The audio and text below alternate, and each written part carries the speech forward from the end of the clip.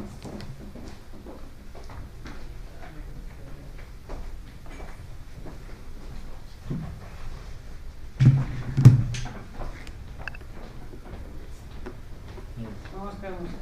मी खरं थांबत नाही. आमच्या डिप्टी कलेक्टर मॅडम इंट्रॅक्शन करतील. मी फक्त तुमचं 2 मिनिटं स्वागत करून जातो. मॅडम बस 2 मिनिट. मॅडम फॉर्मली करतील, मी इनफॉर्मली करत आहे. मग छान वाटलं आणि मला आपल्याशी नंतर कधीतरी आपण वेळ असेल तेव्हा बोलूया. थोडासाच गडबडीत आहे. ते परत तुम्हाला फॉर्मली करतील, फक्त मी इनफॉर्मली केली. तुमच्या कवितामध्ये म्हटलं की गेय कविता आहेत, ऐकायचं आहे कविता. मॅडम ही छान हो ना, क्या आपण म्हणजे मग जिल्ह्याचं काही खरं नाही. I don't know what sense. कवी लोकांच्या भरोश्यावर काय घडवून देशाल. मला असं वाटतं उलट चांगलं होईल. चलो, ऑल द बेस्ट. मॅडम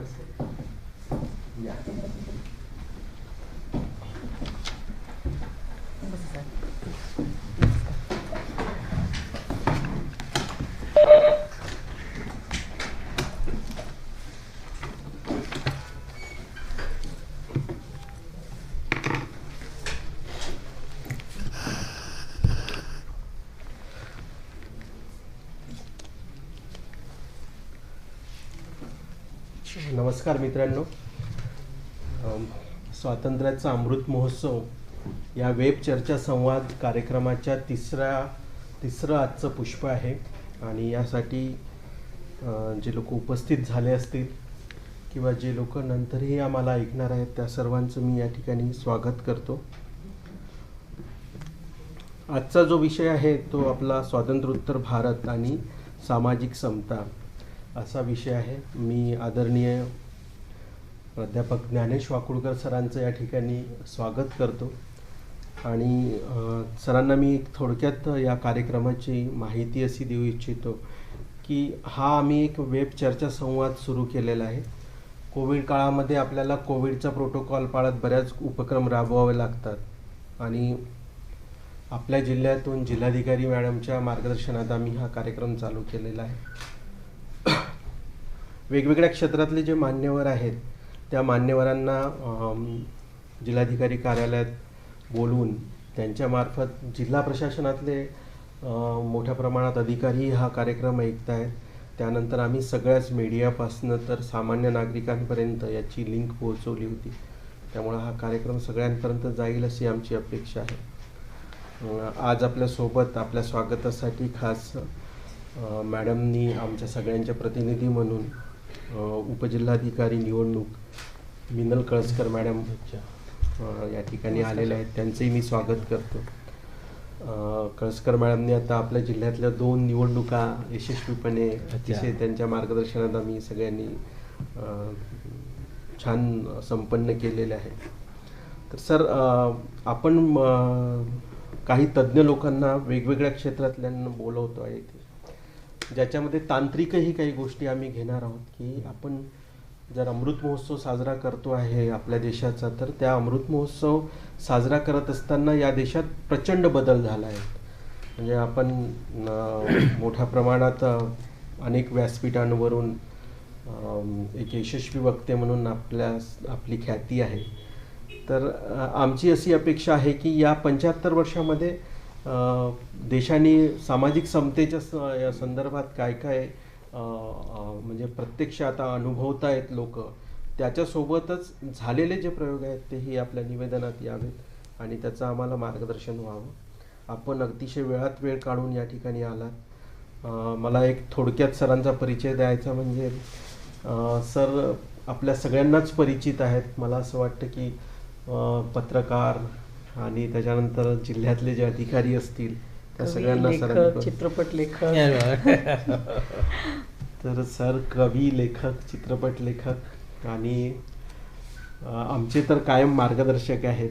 आणि सरांची जी गेय कविता आहेत त्या गेय कवितेसाठी म्हणजे पूर्ण महाराष्ट्रामध्ये सरांकडे म्हणजे सर ज्याही कार्यक्रमाला उपस्थित असतील त्या कार्यक्रमाला तर ती वैचारिकही कार्यक्रमाला असलं तरी सर ती कविता आपण घेऊ शकाल का असं विचारलं जाते.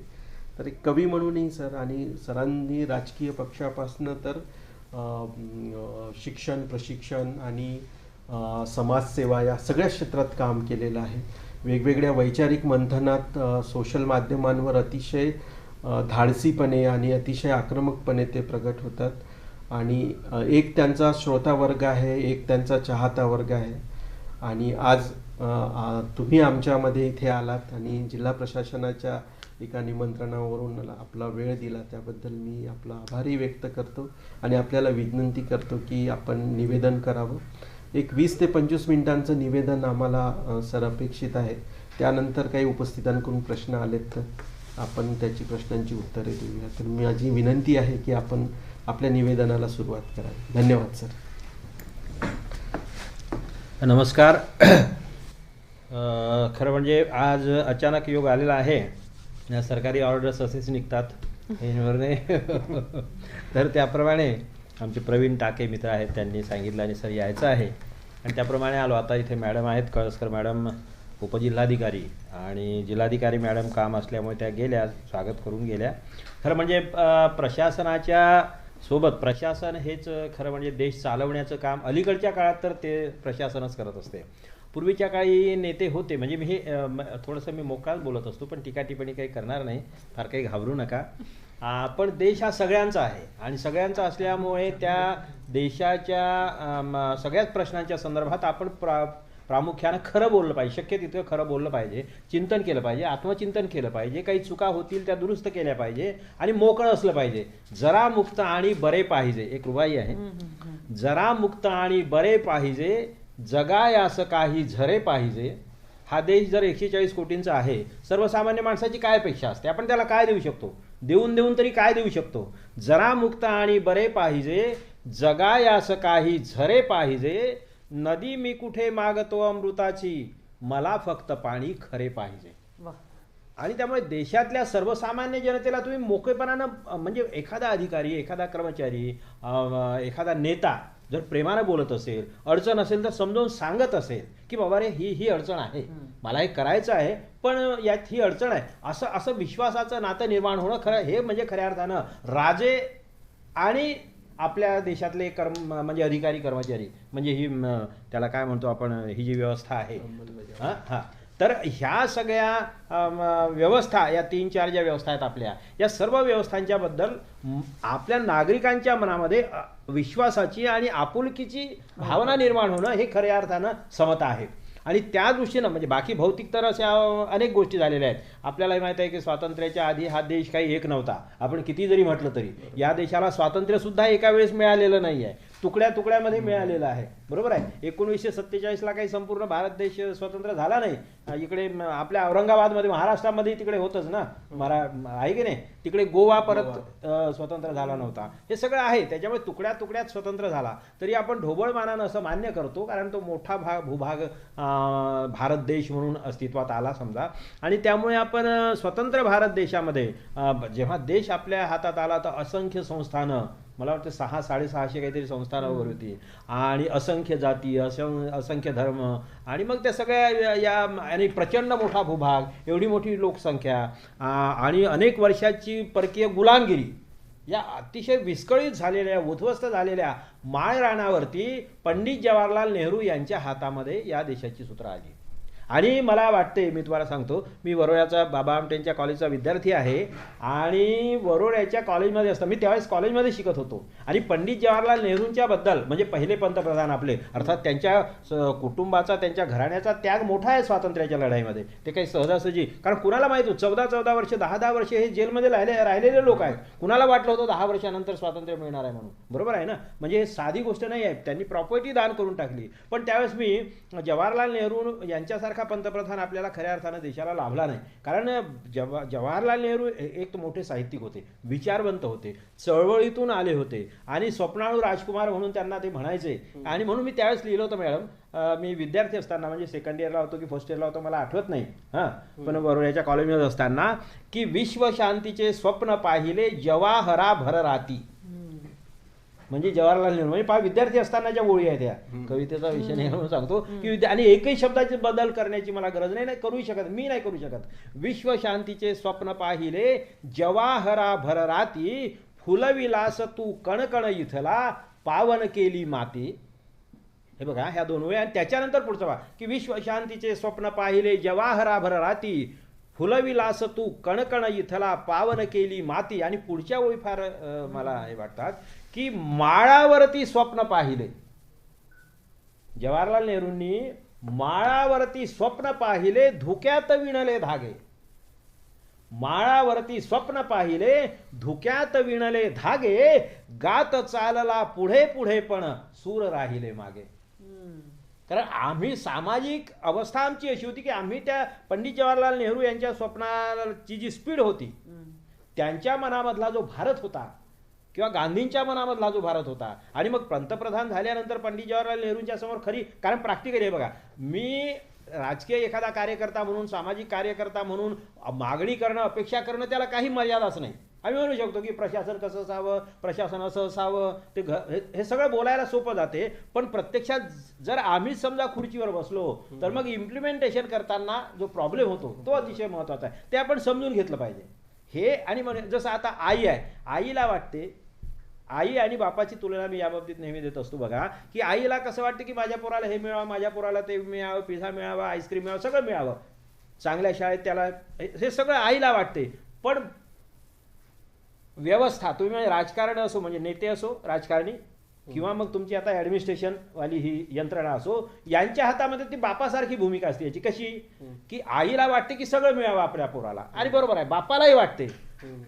पण बापाच्या खिशामध्ये 100ची नोट आहे, बरोबर आहे ना. आईची भावना खूप आहे त्याला सारं मिळावं, पण बापाच्या खिशामध्ये 100ची नोट आहे, आणि त्या 100च्या नोटेचं त्याला प्लॅनिंग करावं लागते की 2 पोरं असतील तर मग आईस्क्रीम नाही देऊ शकत, तर चला आता ते आईस गोला सस्ते में मिळता होगा तो पिझ्झा, नाही तर निदान वडापाव, बरोबर आहे की नाही. तर हे बापाचं काम तुम्हा लोकांना करावं लागते, आणि हे आपण समजून घेत नाही. राजकारणी नेत्यांच्या बाबतीत लोक समजून घेत नाही.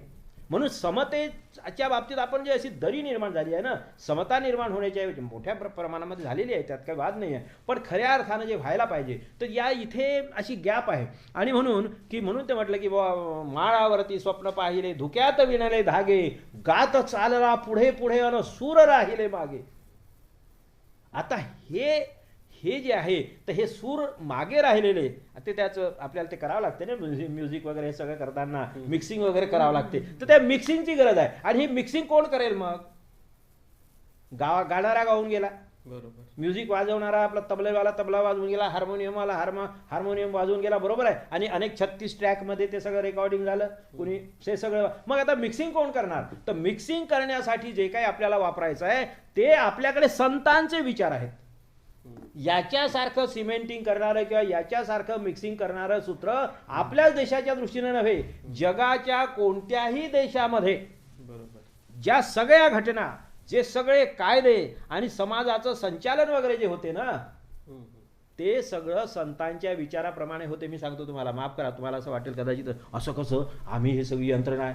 काही नाही, तुम्ही काय करता, आपण काय, तुम्ही म्हणजे कोण, आपण काय करतो, आपल्यापेक्षा जास्त कायदा त्यांना माहिती आहे. खेड्या म्हणजे हे बघा, घटना, स्वातंत्र्य, समता, बंधुता ही आपली घटना सांगते आपल्याला. पण ही कुठून आली? भेदभाव करू नये आपल्याला लहानपणी सांगितलं जाते, बरोबर आहे. शेजारचा पोरगा आला तर आई म्हणते त्याला एक तुकडा दे, गोळी, पूर्वी त्या याच्या गोळ्या असायच्या की नाही, एक केळ असेल, मला आताही आठवते, लिमलेटच्या गोळ्या. आता मला लहानपणी मला आठवते की माझी मोठी आई त्या 7-8 किलोमीटरवर बाजाराला जायची आणि एक केळ आणायची, एक केळ, बरोबर आहे, एक किंवा 2, म्हणजे त्या शक्य नव्हतं. तर 3 पोरं, म्हणजे मी आहे समजा, किंवा शेजारचा पोरगा असेल, त्याचे 3 तुकडे करायचे आणि ते वाटायचे. ही समता कुठून आली? हे सगळ्यांना घेऊन चाल, हे कुठून आलं? हे आपल्या घटनेनं नाही तिला सांग, घटना काय हे तिला काय माहित आहे सांगा ना, कायदा काय आहे तिला कुठे माहित आहे?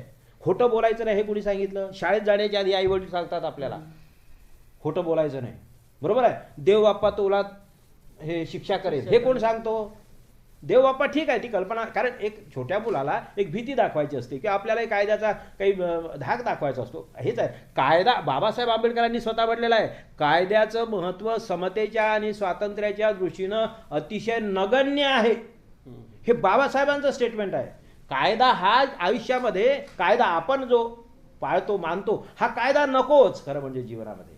पण हा का येतो? कारण समाज मोठा आहे, देश मोठा आहे, सगळे तेवढे जबाबदार राहणार. रस्ते छोटे आहेत, चालणारे वाहनं जास्त आहेत, बरोबर आहे, घरं कमी आहेत, राहणारे लोक जास्त आहेत, भाकरी कमी आहेत, खाणारे लोक जास्त आहेत, आणि म्हणून मग काय द्यायची गरज आहे? कारण चोरी होते, खोटं नाटक बोलतो आपण, काही प्रमाणात लोक असतात. आणि म्हणून मग गंमत कशी आहे की ही समता हे करत, म्हणून आपले तुकडोजी महाराज काय म्हणतात किंवा महात्मा गांधींनी काय सांगितलं होतं की खेड्याकडे चला. बिलकुल. सगळ्यात महत्त्वाचा मुद्दा कसा, तुम्हाला समता जर देशामध्ये स्थापन करायची असेल खऱ्या अर्थानं, तर ती तुम्हाला खेड्यापासून सुरुवात करावी लागेल. आणि व्ही.पी. सिंग सुद्धा आपल्या देशाचे एक पंतप्रधानच होते. ते काय म्हणायचे, त्यांचं फार सुंदर वाक्य आहे, मला ते फार आवडते. ते म्हणाले की देशाचा विकास हा पहाडाच्या शिखरावरती पडणाऱ्या बर्फासारखा असता कामा नये. म्हणजे पहाडाच्या शिखरावर पडणाऱ्या बर्फासारखा विकास असता कामा नये. तो कसा असला पाहिजे, तर देशाचा विकास हा शेतामध्ये पडणाऱ्या पावसाच्या सरीच्या थेंबासारखा असला पाहिजे.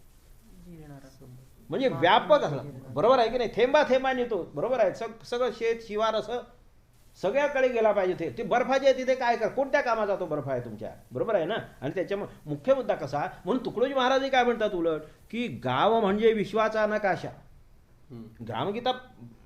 ग्रामगीता म्हणजे मी म्हणून नेहमी म्हणतो की देशाची राज्यघटना, बाबासाहेब आंबेडकरांनी देशाची राज्यघटना दिली, संविधान दिलं, आणि तुकडोजी महाराजांनी आम्हाला ग्रामगीतेच्या निमित्तानं समाज घटना दिली. समाज कसा चालावा हा घटनेपेक्षा त्या ग्रामीण भागातल्या आपल्या संस्काराच्या प्रमाणे चालतो. हे आताही तुम्ही लक्षात घ्या, आताही लक्षात घ्या की कुणाचे पैसे बुडवायचे नाहीत. शेतात खेड्यातले लोक आत्महत्या करण्यात सांगा बरं तुम्ही, किती कर्ज असते त्यांच्यावरती, पण तरी तो आत्महत्या करतो. आपल्याकडे कुणी पैसे मागायला आलेला अधिकारी, त्याला अपमान वाटतो, अपमान वाटतो. आपल्या घरी कोणी पाहुणा आला तर तो खाली झोपेल, खाट एकच असेल तर, पण त्या पाहुण्याला खाट्यावर झोपवतो. फाटक्या कपा म्हणजे तुटका कप असेल तर स्वतः घेईल, आपल्याला बऱ्यापैकी देण्याचा प्रयत्न. हे जे संस्कार आहेत, ही जी आपल्या इतकं किंवा आपल्यापेक्षा समोरच्या माणसाचा रिस्पेक्ट करा, याच्यापेक्षा समतेची कोणती व्याख्या असू शकते. आणि ही समता आपल्याला संतांच्या मधून आली. पसायदान ज्ञानेश्वरांचं तर एवढं जबरदस्त आहे की त्या जागतिक ती आचारसंहिता व्हावी. मग आता ही संतांची समता किंवा नामदेव महाराजांची समता, की आता अनेकांचं आहे, संतांच्या बद्दल आपल्याला वेळ कमी आहे, पण महत्त्वाची गोष्ट की हीन दीन जाती मेरी काहे को बनाई, असं नामदेव महाराज विठ्ठलाला म्हणतात. असं नामदेव, आणि ते संत चोखामेळा तर नामदेव, आता जाऊ द्या, आता तो विषय बदलेल. महत्त्वाची गोष्ट मग ही समता जी आहे ती आपण घेतलेली आहे, आणि आपण मिश्र अर्थव्यवस्था स्वीकारलेली आहे. या देशातला स्वातंत्र्य मिळाल्यानंतर आपल्याकडे मिश्र अर्थव्यवस्था आहे. काही उद्योग, काही गोष्टी सरकारनं करायच्या आहेत, आणि काही गोष्टी खाजगीमधून करायच्या आहेत, बरोबर आहे. तर आता आपल्यासमोर या गोष्टींचा विचार असा करायला पाहिजे. दोन गोष्टी आपल्याकडे आहेत की समतेच्या अंगाने तर आपण तसं बरंच आलो. म्हणजे आपण हे म्हणतो की टाचणी बनत नव्हती, तिथे आता विमान बनायला लागलं, असं आपण म्हणतो, आणि ते खरंही आहे, ते खरंही आहे. रस्ते झाले गावागावात. आम्ही लहान होतो त्यावेळेस 16 किलोमीटर पैदल चालल्यानंतर आम्हाला ती लंथन सर्व्हिस नावाची ती अशी असे ते हे काय ती गाडी दिसायची. हां बरोबर आहे. तर नाही हे नाही अशी ती हेच बस नव्हत्याच ना त्यावेळेस. हां ते असे ते आपले जे असायचे ना टेम्पो सारख्या त्या मोठ्या अशा राहायच्या, त्याच्या राहायच्या, बसेस नव्हत्याच त्या. आता आपल्याकडे गावागावात आल्या, घराघरात म्हणजे कार आहेत वगैरे, त्या दृष्टीने झालं. रस्ते गावागावात गेले. सगळ्यात महत्त्वाची गोष्ट की समजा त्या नंदुरीला आहे, जे जामजवळचं नंदुरी आहे ना, तिथे जर मॅट्रिकची शाळा नसती तर मी कदाचित शिकू शकलो नसतो, कारण परिस्थिती नव्हती. 2 एकर 3 एकर शेती होती, कोरडवाहू होती, काही हे नाही, जाऊ द्या, तो काही फारसा महत्त्वाचा मुद्दा नाही. पण महत्त्वाची गोष्ट कशी आहे की ह्या शाळा ग्रामीण भागापर्यंत गेल्या. आता आमच्या गावातही 2 शाळा आहेत. ज्या गावामध्ये 17 किलोमीटर तिकडेही मला चालावं लागत होतं, तिथे मग ते शाळा मला शिकायला मिळाली. मॅट्रिक तिथे झालो, मग वरोळ्याला गेलो. पण गंमत कशी, आता शिक्षण घरादारापर्यंत गेलेलं आहे, हे खरं आहे. रस्ते गेलेले आहे, हे खरं आहे. ट्रान्सपोर्टेशनचं या सोयी बऱ्याच झालेल्या आहे, हे खरं आहे. पण आता त्याचं प्रायव्हेटायझेशन होते, ते धोक्याचं आहे, ते अतिशय धोक्याचं आहे. रेल्वे आणि एस.टी सारख्या सोयींचं खाजगीकरण होता कामा नये, हे मी या मताचं आहे. माफ करा, कोणतेही सरकार असेल, पण मला असं वाटते अधिकारी मंडळींनी सुद्धा हे लोकांना म्हणजे मंत्र्यांना वगैरे, आमदारांना, खासदारांना तुम्ही सांगितलं पाहिजे. कारण ट्रान्सपोर्टेशन आणि हे जे रेल्वे असो की बस असो ही फायद्यामध्ये चालत नाही असं जर म्हणत असेल आणि त्याच्यामुळे आम्ही बंद करतो असं म्हणत असेल तर त्या नेत्याला सामाजिक भान नाही, त्याला माणुसकीचा स्पर्श झालेला नाही असं मी म्हणेन. हे सर्वसामान्य माणसाच्या याची कनेक्टिव्हिटी, देशाच्या ह्या रक्तवाहिन्या आहेत हो.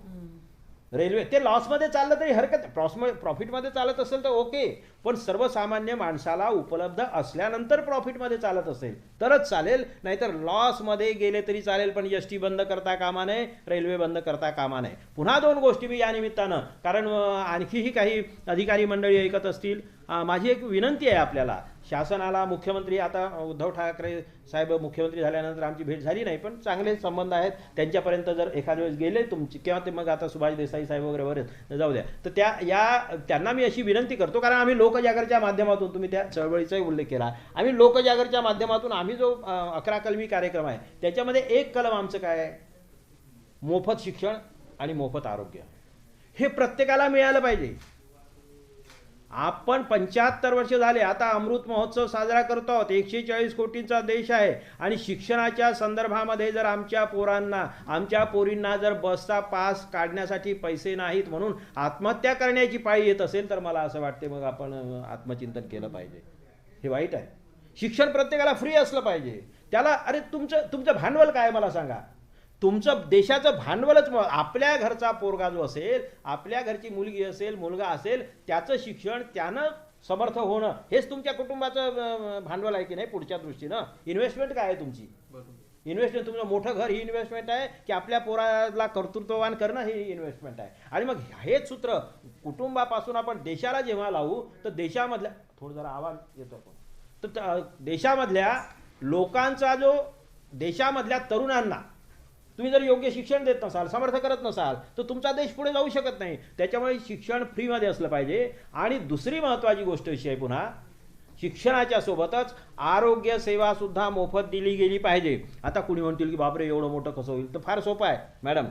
या संदर्भामध्ये आता कलेक्टर मॅडमही म्हणाल्या की बाकी याच्यावर चर्चा करू. मी तुम्हाला सांगतो, मी तुम्हाला प्लॅन देतो ना की मोफत शिक्षण कसं, मोफत आरोग्य कसं दिलं जाऊ शकते. फार सोपं आहे. दुसरी एक गोष्ट मी सांगतो, पुन्हा समतेच्या अंगानं, समतेच्या बाजून आपल्याला जायचं असेल, एक गोष्ट ही करावी लागेल. सर अरे बाबा शिक्षकांना फार पगार आहे, प्राध्यापकांना फार पगार आहे. मी प्राध्यापक होतो हा भाग वेगळा आहे, मी त्याच्यासाठी म्हणत नाही, मी तर नोकरी सोडून दिली. प्राध्यापक असूनही मी नोकरी सोडून दिली का, आणि संस्थाही चांगली होती, मला कधीच त्रास दिला नाही, हे तेवढंच खरं. त्यांच्या त्रासामुळे नोकरी सोडली असं नाही, पण मला वाटते शिक्षकांना आणखी पगार द्या, डबल करा.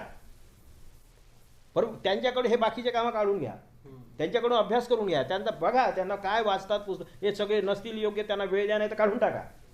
आपल्याला कठोर व्हावं लागेल, कठोर व्हावं लागेल. तुम्ही असं नाही चालणार आहे, असं नाही चाल. गाडी चालवायची असेल तर माझा पोरगा आहे, माझा पुतण्या आहे म्हणून त्याला गाडी चालवताना आली तरी स्टिअरिंगवर बसवा, असं जर आपण करणार असू तर तोही मरू शकेल ना आपणही मरू. बरोबर आहे की नाही? आणि म्हणून योग्य तीच माणसं तिथे बसवली पाहिजे. त्यांना पगार भरपूर द्या.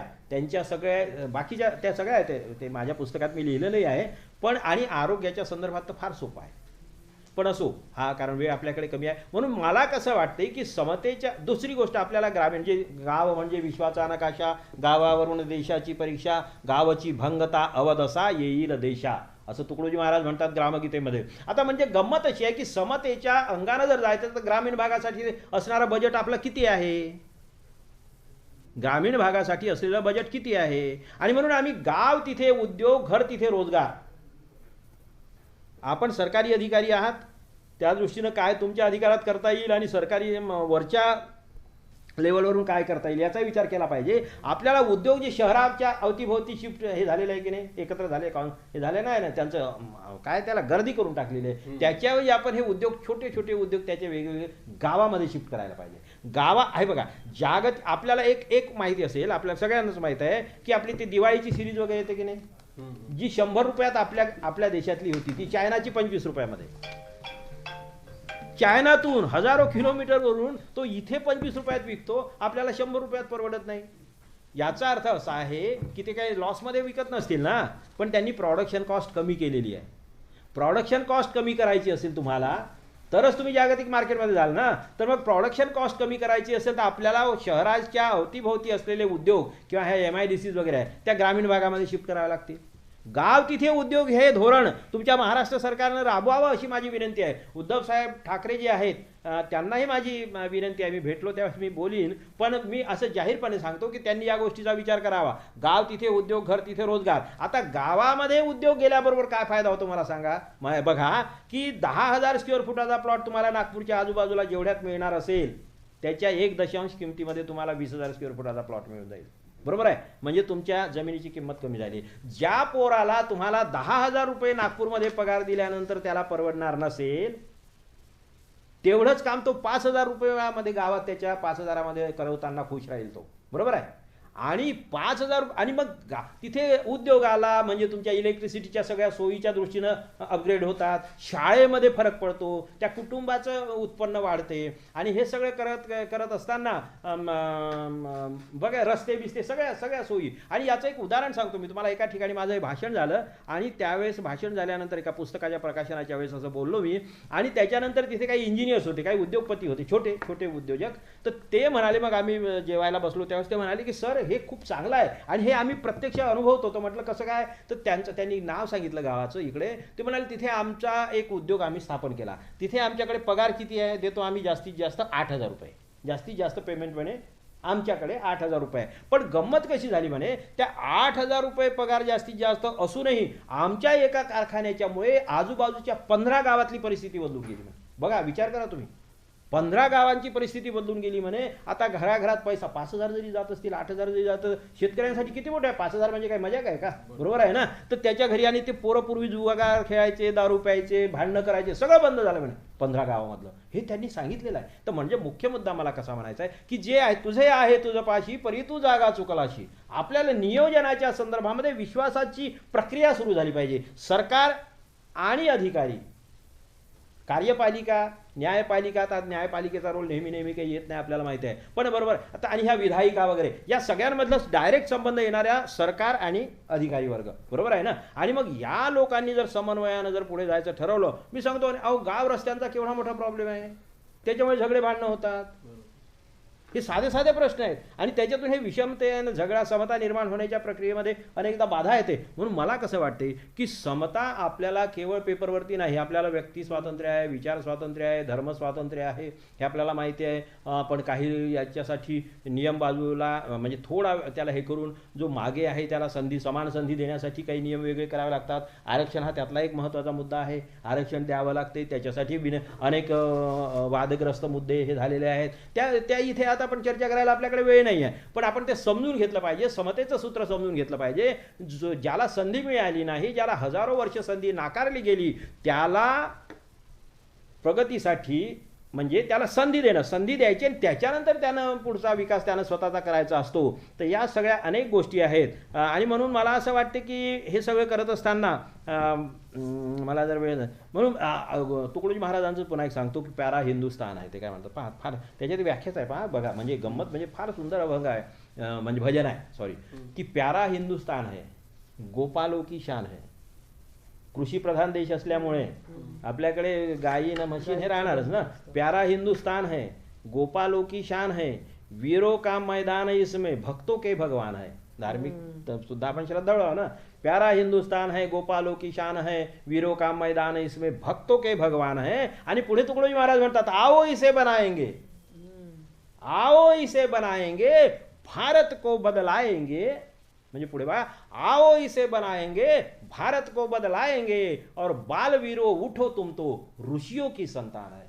म्हणजे तुम्ही ऋषीची संतान जरी असाल, त्यागाची जरी परंपरा आपली असली, म्हणजे तुम्ही वीरो की संतान आहे वगैरे, पण तुम्हाला अंतिम काय आपली संस्कृती काय सांगते की त्यागा एवढं महत्त्व कुणालाही नाही. आपल्या इथे उद्योगपतींचे फोटो लावले जात नाही. आपल्या इथे राजकीय पंतप्रधानांचे वगैरे फोटो काही पूजा त्यांची केली जात नाही. पूजा संतांची केली जाते. आदर हा समाजसेवकांच्या प्रती आहे, हे आपण लक्षात घेतलं पाहिजे. आणि म्हणून वेळ झाली की काय मला माहित नाही. सर आहे ना. अच्छा हां. तर त्यामुळे तर मग ह्या सगळ्या गोष्टींकडे आपण म्हणून खेड्याकडे चला. हे आपल्याला समता जर आणि देशाला हे बघा की हां आता ही जी समता जसं आता मी सांगितलं आधीच्या प्रमाणे की आता आम्हाला सगळ्यांना शिक्षण सरकारनं दिलं, पाण्याच्या सोयी केल्या. बरोबर आहे. आता शेतामध्ये हे सगळं करणं सुरूच आहे. जेव्हा 1947च्या नंतर आज सर्वसामान्य माणसालाही शिकायला मिळते, शिकायला जातो. अनेक सर्वसामान्य कुटुंबामधले अधिकारी झालेले आहेत, काही मंत्री झाले आहेत, मुख्यमंत्री झालेले आहेत. राजेशाहीमध्ये ते शक्यच नव्हतं हे स्वातंत्र्यामुळे झालं ना. ही जी समतेची झाल्यामुळे हे कायदे, हे घटना आली आणि त्यामुळे समता जी आज कोणता माणूस, कुठला माणूस पंतप्रधान होतो, मुख्यमंत्री होतो. अनेक आता महाराष्ट्राच्या मंत्रिमंडळाचा जर विचार केला तर अनेक सामान्य परिस्थितीतून आलेली माणसं आहेत. म्हणजे ही समतेची फार मोठी आपल्यासमोर आलेली उदाहरणं आहेत, बरोबर आहे, पुरावे आहेत. आता फक्त त्यातून आपण त्याचा जास्तीत जास्त कसा चांगला उपयोग करून घेऊ हे आपल्यावरती अवलंबून आहे. दुसरी गोष्ट कशी आहे की आता शिक्षणाच्या बाबतीमध्ये जशा खाजगी शाळा आहेत तशा सरकारी शाळा आहेत. आणि सरकारी शाळेमध्ये कोणी सरकारी शाळा, आता आम्ही सरकारी शाळेमधूनच शिकलो, काही प्रॉब्लेम नाही. आणि एक सरकारी शाळेकडे लक्ष द्यायला पाहिजे, एक महत्त्वाची गोष्ट. कारण सरकारी शाळा बंद होता कामा नये. ग्रामीण भागामध्ये शाळा असल्याच पाहिजे. आणि ह्या खाजगी शाळांचं प्रमाण जरा कमी केलं पाहिजे. डॉक्टर लोकांच्या संदर्भामध्ये तर डॉक्टर हे सगळे खाजगीच असावे, सॉरी सरकारी याच्यातूनच आले पाहिजे. खाजगी असतील तर 5-10% ठेवा, बाकी नाही तर कसं करणार तुम्ही, आहे ना. हे कारण आज हे कत्तलखाने झालेले आहेत हो हॉस्पिटल्स. म्हणजे कोरोनाच्या काळामध्ये पाहिलं ना आपण की ज्या बिमारीचं तुमच्याकडे लक्षण नाही, ज्या बिमारीचं तुमच्याकडे टेस्ट करण्याची काही अधिकृत काही हे नाही, औषधी नाही, ट्रीटमेंट नाही, आणि तरी 10-10 लाखनं, 15-15 लाखनं, 20-20 लाखाचं बिल येते, बरोबर आहे. तर ही जी कत्तलखाने म्हणजे हे आहे दोन्हीकडे, ह्या दोन्ही गोष्टी आहेत. पण प्रामुख्यानं आपण समतेच्या मार्गावरती फार मोठ्या प्रमाणात आहोत, याच्याबद्दल वाद नाही. आज आपण मुख्यमंत्र्यांशी बोलू शकतो, आज आपण पंतप्रधानांच्या वरतीही एखाद वेळेस नाही म्हटलं तरी टीका करू शकतो, बरोबर आहे. एक दुसऱ्याच्या धर्माच्या बद्दल थोडंसं कधी कधी वातावरण कलुषित करण्याचा प्रयत्न काही लोक करत असतात. पण समाजाच्या प्रत्येक वेळेस आणि प्रत्येक क्षेत्रामध्ये अशी काही माणसं असतातच, त्याला काही इलाज नाही आहे. 100% बा कोणतीही गोष्ट असली तरी काहीच कीड थोडी ना थोडी लागते. तो निसर्गाचा नियम आहे असं समजून ती दूर करण्याचा आपण प्रयत्न करायला पाहिजे. आणि या संदर्भामध्ये जसं आता आपण विचार केला तर आरक्षणाच्या संदर्भात आरक्षणाच्यामुळे बरीच समता निर्माण होत आहे, बऱ्याच लोकांना संधी मिळत आहे. शिक्षणाच्या बाबतीत झालेलीच आहे. समजा धर्माच्या बाबतीमध्ये आता आपण नवे धर्मसुद्धा काही म्हणतायत की आम्हाला मान्यता द्या, त्याही संदर्भामध्ये विचार केला जातो. म्हणजे सरकार त्या दृष्टीनं लिबरल आहे. काही चुका होतात तर ते होणारच ना एवढ्या मोठ्या देशामध्ये, तर हे सगळं आहे. त्या दृष्टीनं मला असं वाटते पुन्हा जे आता विवाहाच्या संदर्भात आपण जातीभेद तर मोठ्या प्रमाणामध्ये पूर्वी जसा होता स्वातंत्र्याच्या पूर्वी तसा आता राहिलेला नाही.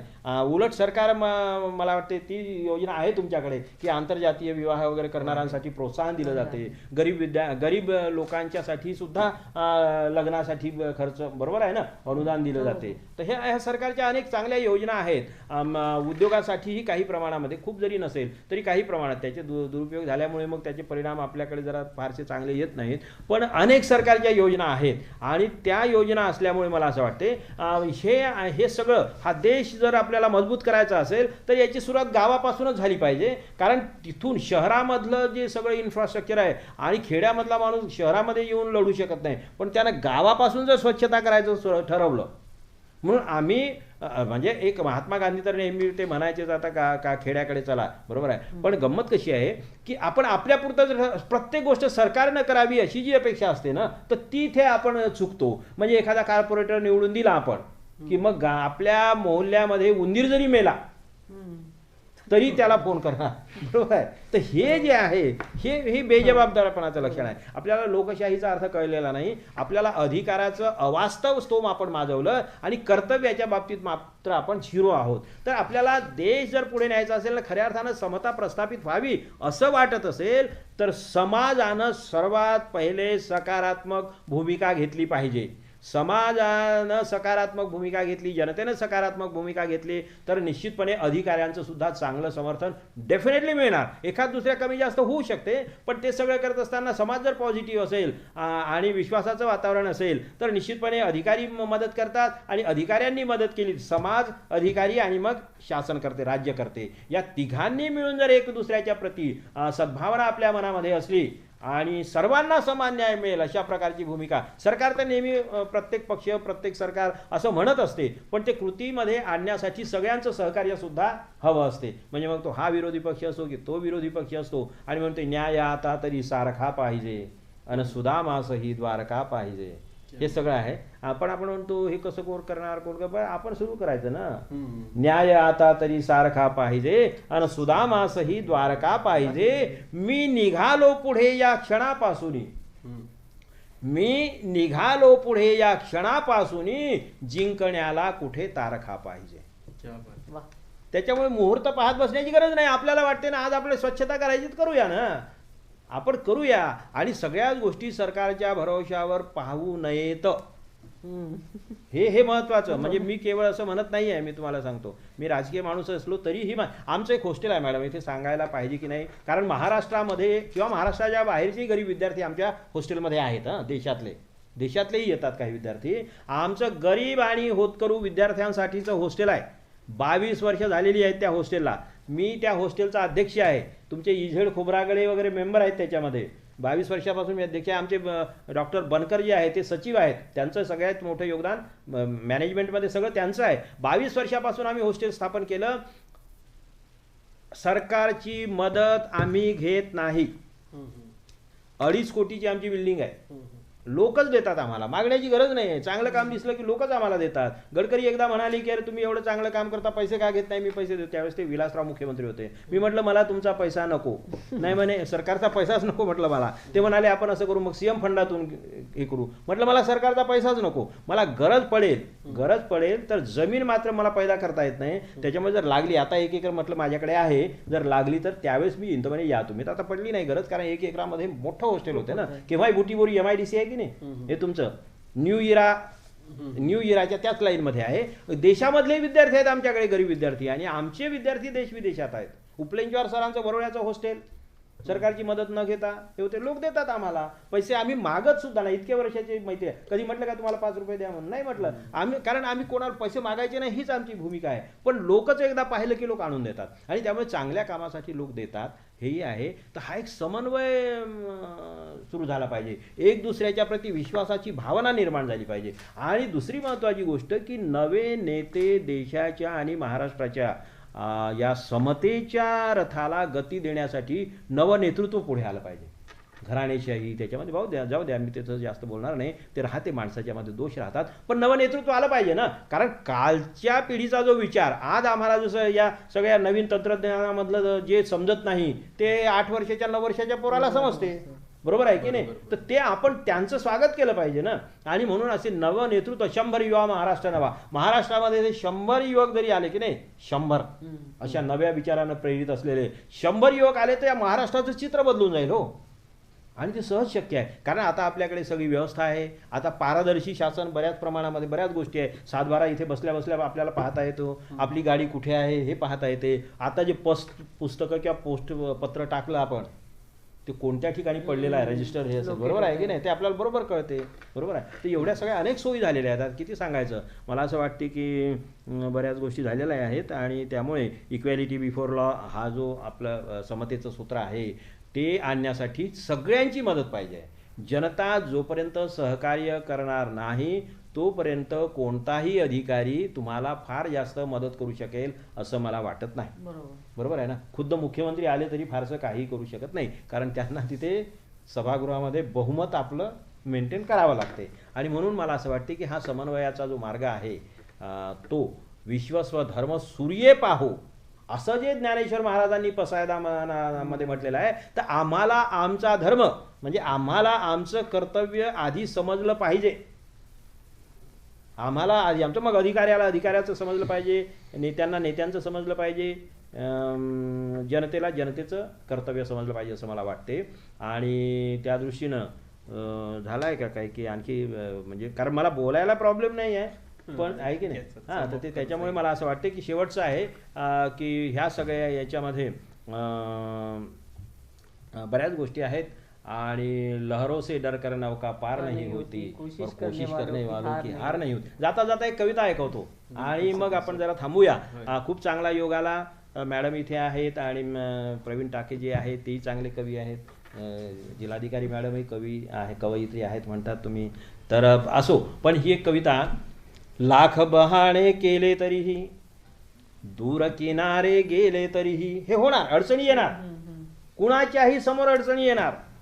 देश किंवा लोक समाज कधीही कुणाला मोकळं सोडत नाही. लाख बहाणे केले तरीही, दूर किनारे गेले तरीही, ज्यांच्यासाठी लढलो ते निघून सारे गेले तरीही, ज्यांच्यासाठी लढलो ते निघून सारे गेले तरीही, तुझी न उरली सोबत तरीही थांबणार मी नाही, मन मारणारही नाही, हारणारही नाही कधी मी, हारणारही नाही, हारणारही नाही कधी मी, हारणारही नाही. आणि त्यातलं एक कडवं ऐकवतो. हे वणव्यांचे येणे जाणे, कुटुंब असो, व्यक्ती असो, सरकार असो, काही असो, व्यवस्था, प्रत्येक याच्यामध्ये अडचणी येणारच आहे. हे वणव्यांचे येणे जाणे, हे सलणारे बाभुळ गाणे, हे वणव्यांचे येणे जाणे, हे सलणारे बाभुळ गाणे, पण दगडालाही फट असते ना, दगडालाही फट असते ना, तिथेच माझे पेरीन दाणे, दगडालाही फट असते ना, तिथेच माझे पेरीन दाणे, येईल तेव्हा येईल पाऊस, थांबणार मी नाही, मन मारणार हे नाही, हारणार ही नाही कधी मी, हारणार ही नाही, हारणार ही नाही कधी मी, हारणार ही नाही. आणि म्हणून पंडित जवाहरलाल नेहरू असो, गांधीजी असो, सुभाषचंद्र बोस असो, बाबासाहेब आंबेडकरांनी दिलेली घटना असो, त्यातली त्यांच्या स्वप्नातली आणि त्या घटनेतली समता आपल्याला प्रत्यक्ष जीवनामध्ये आणि शेवटच्या माणसापर्यंत पोहोचावी असं वाटत असेल तर तुमची, आमची, सगळ्यांची या महायज्ञामध्ये आपापल्या परीनं आहुती, आपापल्या परीनं सहभाग आवश्यक आहे. नवीन वर्ष येत आहे, जुनी 2 वर्ष अतिशय भयंकर गेलेली आहे, त्या संकटातून आपण बाहेर निघत आहोत. त्याच्यामुळे सर्वांनी सकारात्मक विचार करावा अशी विनंती करतो. सर्वांना नवीन वर्षाच्या शुभेच्छा देतो आणि थांबतो. धन्यवाद सर, धन्यवाद. छान, तुम्ही एक अर्धा तास बरोबर वेळेत आणि सगळ्या याला हे घेतले. 1-2 प्रश्न आले आहेत सर आमच्याकडे. एक प्रश्न आहे की कल्याणकारी राज्याची संकल्पना आणि समतेचे अंग, हो, याचा कशी सांगड आहे सध्या आपल्या लोकशाहीमध्ये? आपल्या कल्याणकारी वेलफेअर स्टेटची आपण संकल्पना पहिले स्वीकारलेली आहे. आता वेलफेअर स्टेटमध्ये ह्या सगळ्या गोष्टी येतात की जसं लॉसमध्ये एसटी आहे पण ती गेली पाहिजे, चालली पाहिजे. रेल्वे लॉसमध्ये असेल तरी ती चालली पाहिजे. शिक्षकांना खिशातून पगार द्या, 4च विद्यार्थी असतील तरी शाळा तिथे असली पाहिजे. वेलफेअर स्टेट याला म्हणतो आपण, बरोबर आहे. गरीब आहे तो नाही देऊ शकत पण 20 त्याच्या घरापर्यंत गेली पाहिजे, बरोबर आहे. गावागावामध्ये दवाखाने आहेत, पहा, PHC आहेत तुमच्या, आता आहेत ना, बहुतेक गावामध्ये आहेत. आता तिथे पेशंट कुठून त्या डॉक्टरचा पगार तरी निघू शकतो का? नाही निघत ना, नाही निघत पगार वगैरे, पण ते केलं पाहिजे आपण. तर ही वेलफेअर स्टेटची कल्पना आहे. कोरोनामध्ये आपल्याला PHCने खूप साथ दिली, खूप मोठी साथ दिली, बरोबर आहे, खूप मोठी, बरोबर आहे. नाही तर काय केलं असतं आपण सांगा बरोबर. शहरातले दवाखाने तर म्हणजे काही कठीणच होतं, बरोबर आहे ना, बरोबर आहे ना. म्हणजे चांगले चांगले चांगले लोक त्या नुसत्या शॉकनं गेलेले आहेत. आणि त्याच्यामुळे वेलफेअर स्टेटची हे की लॉसमध्ये असलं तरी प्रॉफिट, म्हणून मी पहिलेच म्हटलं की आपण प्रॉफिट पाहून सगळ्याच गोष्टी करायच्या नसतात, बरोबर. प्रॉफिट पाहून शिक्षण, आरोग्य ह्या प्रॉफिट पाहून करायच्या नसतात. हे जे आहे शेतकऱ्यांना आपल्याला जसं पुन्हा काय करायला पाहिजे वेलफेअर समतेचे, की शेतकऱ्याला तुम्ही खतं आणि बियाणे मोफतच दिले पाहिजे. शेतीच्या संदर्भात आम्ही ती मांडणी केलेली आहे माझ्या त्या पुस्तकामध्ये, समतावादी हिंदू धर्म आणि नवा भारत या पुस्तकात सविस्तर मांडणी आहे, पूर्ण कंप्लीट वेगळी मांडणी आहे की हे आपल्याला करावं लागेल. आपण भाव मिळावा असं म्हणतो पण तो कसा मिळेल, प्रॅक्टिकली अशक्य आहे या पद्धतीनं. जसं एक जर हे असेल तर एक सांगतो तुम्हाला की आपण म्हणतो की जसं बाटा त्याच्या बुटाचा भाव ठरवतो. ही समजा कोणती कंपनी असेल तिच्या कॉम्प्युटरचा, ती मोबाईलवाली कंपनी त्याचा भाव ठरवतो, बरोबर आहे, हरकत नाही. मग आम्हाला आमच्या अन्नधान्याचा भाव ठरवायला काय अडचण आहे, असं का करू नये? अरे बाबा, तो नियम इथे लागू होत नाही, कारण अन्न ही गरज वेगळी आहे. अन्न नाही मिळालं तर लोक मरतील आणि लोक मरायला लागले तर उपाशी मरण्याच्या ऐवजी जीव घेऊन मरतील. साठवून ठेवता येत नाही. आम्ही आमच्या पुरतं पिकवू असं जे मांडणी करायचे ना शेतकरी संघटनेचा विचार, तो अतिशय चुकीचा विचार आहे. आमच्या पुरतं पिकवून बाकीच्यांना उपाशी ठेवू असं होत नाही. तर त्याच्यामुळे तर असो, पण त्या संदर्भातही वेगळा विचार केला पाहिजे. तर समतेचं कल्याणकारी राज्याची ही संकल्पना जी ती आहे की धरणं त्यावेळेस आपण बांधली, किती कर्ज झालं असेल ना, बरोबर आहे ना, त्याच्यातून पैसा ताबडतोब कुठे निघाला, पण ती धरणं बांधली गेली पाहिजे, रस्ते बांधले गेले पाहिजे, ह्या सगळ्या गोष्टी. तर त्याच्यामुळे त्या कल्याणकारी राज्याच्या मध्ये समतेचं ते सूत्र शेवटच्या केवळ अंबानी अदानी म्हणजे उद्योगपती म्हणून त्या अर्थानं म्हणतो किंवा टाटा बिर्ला या लोकांच्या संरक्षणाची काळजी घेत नाही आपण सामान्य एखादा माणूस समजा फसला, कल्याणकारी राज्य कुठे दिसते पहा तुम्ही, एखादा माणूस पुरामध्ये फसला, त्याला सोडवण्यासाठी हेलिकॉप्टर जाते, बरोबर आहे ना, तो भिकारी असू द्या ना, जाते की नाही, जीव महत्वाचा आहे की नाही. तर हे कल्याणकारी राज्य, शेवटचा माणूस तो भिकारी असेल तरी त्याचा जीव तेवढाच महत्वाचा आहे. म्हणून नाही तर त्याच्या आयुष्यभराची कमाई तो त्याचं एक दिवसाचं म्हणजे त्या हेलिकॉप्टरचं एका दिवसाचं भाडं नाही देऊ शकणार, बरोबर आहे ना. पण तरी एवढा मोठा खर्च करून आपण त्याला वाचवायला जातो. ही कल्याणकारी राज्याची कल्पनेमधले बारकावे आहेत, हे बारकावे आहेत. आहे विचारायचा आहे प्रश्न त्यांना. हॅलो. हा विचारा प्रश्न. हा बोला. सर नमस्ते. नमस्ते नमस्ते. सर मला म्हणजे माझा प्रश्न तुम्हाला हायपोथेटिकल वाटू शकतो, हा बोला ना. पण माझा असा एक प्रश्न होता की खरोखर म्हणजे आता आपण आझादीचा अमृत महोत्सव साजरा करतो, हो, तर या आझादीच्या अमृत महोत्सवात एक हे जबाबदार नागरिक म्हणून खरोखर ह्या आरक्षणाने समता प्रस्थापित झाली आहे का असं तुम्हाला वाटते? झालेली नाही, पण ती आरक्षण हा एक त्यातला महत्वाचा प्रभावी असा मार्ग आहे. हां, ती झालेली नाही 100%, कारण अजूनही त्या लोकांना, हे बघा आपण मुख्य मुद्दा असा आहे की आजही आकडेवारी पाहिली तर जजेसमध्ये बहुसंख्य समाजाला काही स्थान नाही आहे, मोठ्या कलेक्टर्समध्ये मोठ्या पदांच्या वरती तुम्ही बघा कुठेही स्थान नाही आहे, बरोबर आहे. दुसरी संख्येच्या प्रमाणामध्ये. आणि हा देश कुणाचा आहे तर सर्वांचा आहे, 140 कोटींचा देश आहे. इथे आपल्याला समजा आता आपण वेगळ्या यानं उदाहरण घेऊ की एक वडील आहे, मी समजा खेड्यातला मुलगा आहे आणि माझे वडील 3 एकर शेती होती माझ्याकडे, बरोबर आहे. आता मी जर समजा शिकलो, मी प्राध्यापक झालो, म्हणून मला 3 एकरातले 2 एकर मिळाले पाहिजे आणि माझा एखादा भाऊ समजा गावातच राहिला असेल तर त्यानं अर्धा एकरच घ्यावं, असं करता येईल का आपल्याला? नाही. तो काय खात असेल, म्हणजे कोणा तो शिकलेला असेल नसेल, दारू पित असेल, बरोबर आहे, किंवा कलेक्टर आहे म्हणून त्याच्याकडे गाडी आहे काय तर ती त्याला देऊन द्या, त्याला बाकीच्याला दुसरा गावात आहे शेती करतो त्याला पैदल ठेवा, असं नाही. आणि त्याच्यामुळे प्रत्येकाचा समान अधिकार आहे. त्याच्यानंतर त्याला काय करायचं त्याला करू द्या, बरोबर आहे. आणि म्हणून समान अधिकारामध्ये नोकरीचा अधिकार त्याला आहे, त्याला ती संधी आहे. नोकरी म्हणजे काही केवळ त्यानं म्हणजे ते सगळ्यांनाच नोकऱ्या मिळतील असं नव्हे, पण त्याला नोकरीमध्ये स्थान मिळालं पाहिजे, त्याला शिक्षणाच्या संधी मिळाल्या पाहिजे त्याला. आणि जसं आपण म्हणतो आरक्षणाच्यामुळे आपल्याला बरेचदा गैरसमज असे आहे की ते कमी पर्सेंटेजवाले ते, अरे बाबा तो त्याला ॲडमिशन दिली जाते, पास व्हायला तर कन्सेशन नाही आहे ना. पास होण्यासाठी त्याला मेहनतच करावी लागते. आणि ज्याच्याकडे साधन नाही, आज समजा इथली गोष्ट समजा, इथे सरांनी मला फोन केला आणि सर तुम्ही येता का, लगेच तुम्ही आले, मी आलो, बरोबर आहे. हे शक्य आहे? खेड्यातल्या माणसाला शक्य आहे का? म्हणजे मग मी तिथे माझी प्रतिभा हीच मी खेड्यात जर असतो तर लोकांनी माझ्याशी कॉन्टॅक्टच केला नसता. तर मला इथे संधी काय आहे, मी शहरात आहे म्हणून. मग अशा प्रकारच्या संधी सगळ्यांना मिळतील अशी व्यवस्था करणं, आरक्षण हे त्याच्यासाठी आहे. आणि शाहू महाराजांनी जे उदाहरण दिलं होतं ना घोड्यांचं, चणे आणि घोडे, चणे नाही का, चणे टाकले आणि ते सगळ्या घोड्यांना सोडलं, तर जे मजबूत घोडे होते, जे बलशाली होते, त्यांनी बाकीच्या घोड्यांना हाकलून लावलं ना, हाकलून लावलं ते. आणि म्हणून आरक्षणाची संकल्पना ही तशी आहे. आणि कोणत्याही गोष्टीचा जो विकास किंवा प्रगती एका झटक्यात होणार नाही. हजारो वर्षाच्या पासून आपल्या मनामध्ये, कुटुंबामध्ये, मेंदूमध्ये जात पात धर्म वगैरे ह्या सगळ्या गोष्टी आहेत, त्या बाहेर निघायला वेळ लागेल. आणि त्याच्यामुळे जोपर्यंत जाती आहेत तोपर्यंत आरक्षण आहे. ज्या दिवशी जाती संपतील तिथे आरक्षणाचाही मुद्दा राहणार नाही.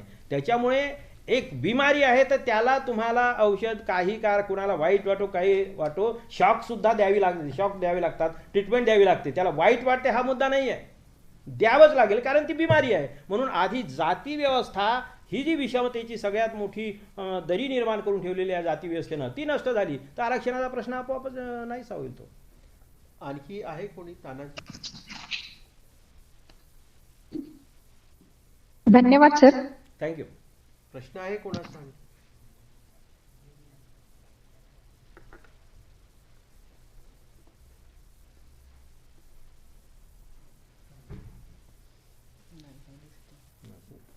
सर एक माझ्याकडे आलेला प्रश्न आहे.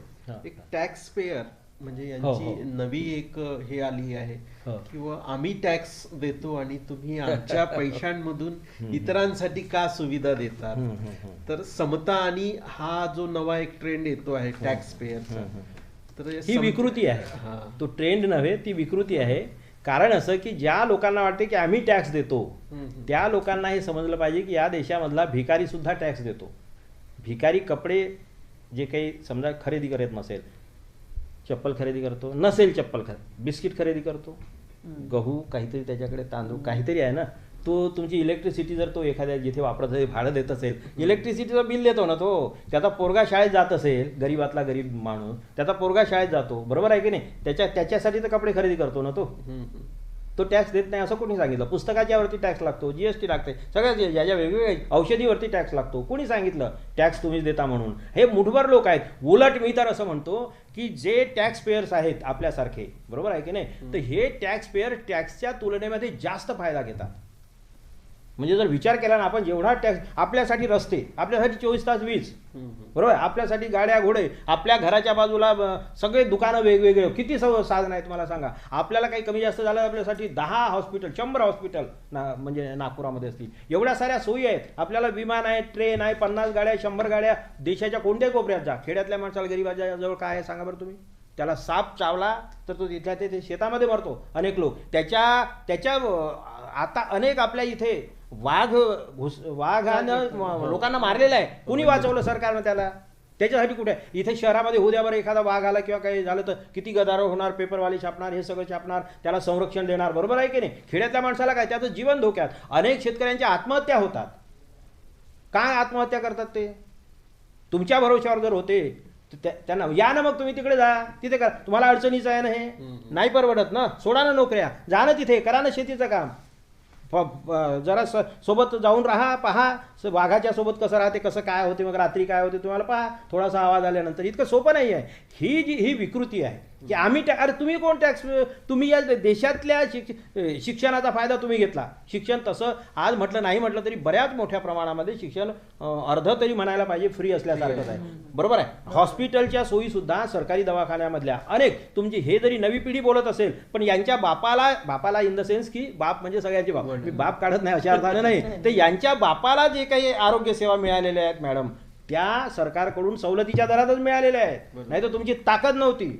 एक डॉक्टर बनवायला किती खर्च येतो सरकारला? हे कल्याणकारी सेट जे आहे ना, तर डॉक्टर बनवण्यासाठी जो खर्च केला जातो, डॉक्टर बनवण्यासाठी, तर हे कल्याणकारी राज्याचे, मग तो टॅक्स कोणी दे? तुम्ही तर कुठे दिला बाबा. आता तुम्ही नोकऱ्या करायला लागले आणि सगळ्या साधनांचा उपसा, पाणी आपल्याला 24 तास, जवळपास 24 तास जरी नसेल तरी आंघोळीला हे करणं, हात धुताना, पाय धुताना, कुठे कुठे पाणी आपण किती वापरतो. खेड्यातल्या लोकांना कुठे, बरोबर आहे की नाही. आणि म्हणून तरी जे ते म्हणतात तर त्यांचा तो भ्रम आहे, ती विकृती आहे. भ्रमही नाही, विकृती आहे.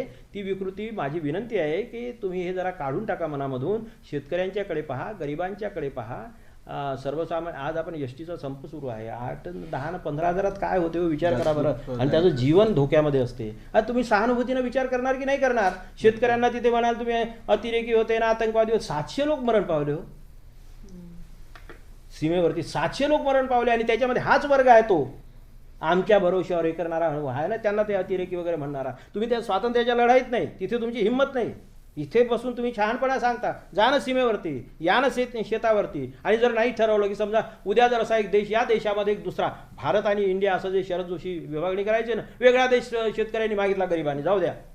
काय करणार आहात तुम्ही? कशाला फालतूच्या भानगडी करता? नाही, तुमची ताकद नाही रे बाबा, कशाला उगीच घरात बसून शहाणपणा करता? माफ करा, थोडे शब्द कठोर आहेत, पण तुम्ही या देशात. आणि म्हणून मी समता ही जी आहे घटनेमध्ये, स्वातंत्र्य, समता, बंधुता म्हणत असताना सर्व समान आहेत. या देशाचे नागरिक आम्ही, आणि या संपूर्ण देशाच्या मतदान करणारा तो या प्रत्येक देशाचा नागरिक आहेच की नाही? त्यानं सरकार बनवलेलं आहे. आणि त्याच्यामुळे त्याला तुम्ही उपकार करत नाही आहे. उलट तो आपल्याला थोडंसंही केलं तरी आपल्याला पेन्शन मिळते, म्हणजे मिळू नये असं म्हणत नाही. आता काही ठिकाणचं बंदही झालं, पण त्याला बिचाऱ्याला काय आहे सांगा बरं तुम्ही? शेतकऱ्याला काय आहे, गरीबाला काय आहे? उलट त्यांच्यासाठी अशी वेगळी योजना सरकारनं केली पाहिजे. म्हणून आम्ही काय म्हणतो की मोफत शिक्षण, मोफत आरोग्य ही जी कन्सेप्ट आहे की नाही, ते जर दिलं तुम्ही पहा. खेड्यातल्या माणसांचं कसं आहे की शिक्षण आणि मोफत, हे पहा, टेन्शनच्या कोणत्या गोष्टी आहेत, चिंतेच्या, शिक्षण आणि आरोग्य. ह्या 2 गोष्टी जर सरकारनं आपल्याकडे घेतल्या तर तो शेतीच्या आणि मजुरीच्या भरोश्यावर चांगला राहू शकतो. त्याला हे बाकीचं फ्रीवालं हे वाटणं जे आहे ना, त्याच्यात ते भ्रष्टाचार आहे ते बंद करा ना, ते वाटू नका फ्री. शिक्षण आणि आरोग्य मोफत द्या. शिक्षण आणि आरोग्याची सगळी सोय आपण करूया. आमच्या हातात सरकार आम्ही करू ना, आणि ते करायला पाहिजे सरकारनं. वेलफेअर स्टेट त्याला म्हणतात, तीच खरी कन्सेप्ट आहे. आणि मग तुम्हाला काय अडचण आहे, आणि हे कठीण नाही, फार काही खर्च येत नाही. मी सांगू तुम्हाला, पेट्रोलवरती जो आपण टॅक्स लावतो ना सरकार, त्यातले फक्त 2 रुपये डायव्हर्ट करायचे आहे. किती? त्यातले 2 रुपये डायव्हर्ट केलं तर एज्युकेशनही फ्रीमध्ये होते आणि हेल्थ सेवासुद्धा फ्रीमध्ये जातात.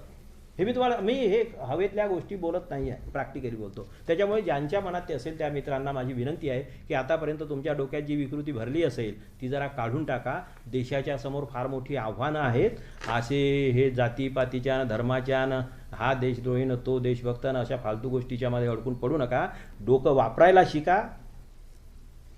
काही घाण साचली असेल तर ती बाहेर काढा. नवीन वर्ष आहे, स्वच्छतेच्या चांगल्या यानं जर आहे. संतांचा देश आहे, आणि म्हणून सबके क्या हर देश में तू, हर भेष में तू, तेरे नाम अनेक तू एक ही है, तेरी रंगभूमी यह विश्वभरा, हर खेल में मेल में तू ही तू है, असं तुकडोजी महाराज म्हणतात. आणि ज्ञानेश्वर महाराजांचं तर काही वादच नाही. तर त्याच्यामुळे मला असं वाटतं त्यांच्या पसायदान एकदा सगळ्यांनी विचार करावा. मला असं काय वाटते, या सगळ्यांना मी सरकारच्या वतीनं सांगतो, तुमच्या वतीनं की पसायदानावरती विचार करा. मी एक छोटा कवी आहे, कविता मला थोडीफार समजते. मी सांगतो पसायदानासारखं अप्रतिम काव्य एकाच नुसत्या पसायदानामध्ये सगळं सांगितलेलं आहे. आणि दुसरी गोष्ट ग्रामगीता वाचा. त्याच्यानंतर मग तिसऱ्यानंतर वाटलं तर मग अभ्यास करण्यासाठी घटना वाचा देशाची. पण ते तुम्ही ह्या 2 गोष्टी जर राहिल्या, ते घटना नाही, पसायदान नाही, सगळं त्या याच्यामध्ये घटनेचे स्वातंत्र्य, समता, बंधुता वगैरे सगळं याच्यामध्ये आहे. सर धन्यवाद. एका चांगल्या विषयावर म्हणजे थेट घटना ज्ञानेश्वरीपासून तर ग्रामगीतेपर्यंतचा एक छान गुंफण आपण केली. आणि या माध्यमातून आम्हाला समता आणि आपला देश आणि समता रचण्यामध्ये कशा पद्धतीनं संतांचं योगदान होतं, त्यापासून तर आपल्या संस्कार परंपरा याचं योगदानाचंही आपण छान उल्लेख केला. सर छान गोळीबंद तुम्ही असं म्हणजे एक अर्ध्या तासामध्ये व्यवस्थित हा विषय बांधून आम्हाला या ठिकाणी चांगली माहिती दिली. जे सहभागी झालेत, ज्यांनी ऐकलं आहे, त्या सगळ्यांचंही मी आभार मानतोय. दर आठवड्याला आपण हा कार्यक्रम करतोय, दर आठवड्याला नवीन गेस्ट याच्यामध्ये सहभागी करतोय. माझी सगळ्यांना विनंती आहे की अधिकाधिक सहभाग नोंदवा. एक अर्धा तास छान अमृततुल्य आपल्याला काहीतरी ऐकायला मिळतं. हल्ली आपली सगळ्यांचीच ऐकण्याची जी सवय आहे ती थोडी कमी झालेली आहे, गेली आहे, किंवा ती संधी मिळत नाही. कोरोना काळामध्ये ती नव्हती आपल्याला.